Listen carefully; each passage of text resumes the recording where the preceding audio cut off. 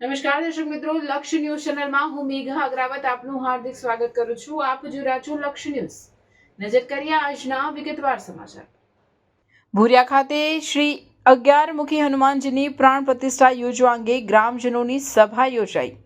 વાવ-થરાદ જિલ્લાના રાહ તાલુકાના ભૂરિયા ગામે બિરાજમાન 11 મુખી હનુમાનજી મૂર્તિની પ્રાણ પ્રતિષ્ઠા યોજવા અંગે આજુબાજુના ગ્રામજનોની સભા યોજાઈ હતી. સભા યોજાઈ તે પૂર્વે મહામંડલેશ્વર મહંત ઘેવરદાસજી મહારાજના સંકલ્પ અન્વયે સંગીતમય સુંદરકાંડ યોજાયો હતો અને ત્યારબાદ મીટિંગમાં પ્રતિષ્ઠાના પૂર્વ આયોજન અંગે ચર્ચા વિચારણા કરાઈ હતી.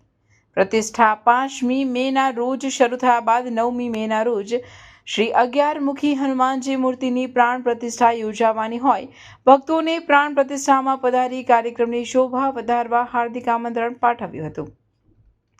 રિપોર્ટર રાજપૂત ભલાભાઈ, વાવ-થરાદ. ओके बोलो 11 मुखी हनुमान जी महाराज की कई रिचपति सुन हनुमाना कातुब सिंधी रंग बोलवाना पवन तनि बल पवन समाना बुद्धि विगार निधाना कवन सु काज कठिन जगमा नहीं तात होय तुम पाही जी અહીં ભૂરિયા મુકામે આવી પવિત્ર તળાવ ઉપર 11 મુખી હનુમાનજી મહારાજની પ્રાણ પ્રતિષ્ઠા થવા જઈ રહી છે.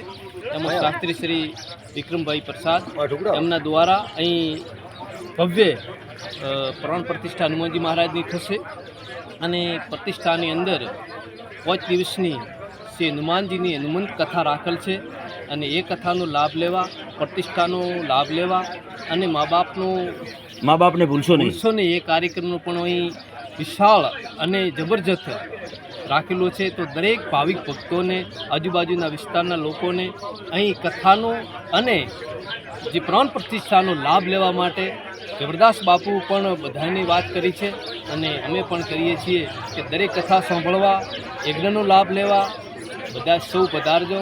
બોલો 11 મુખી હનુમાનજી મહારાજ કી જય.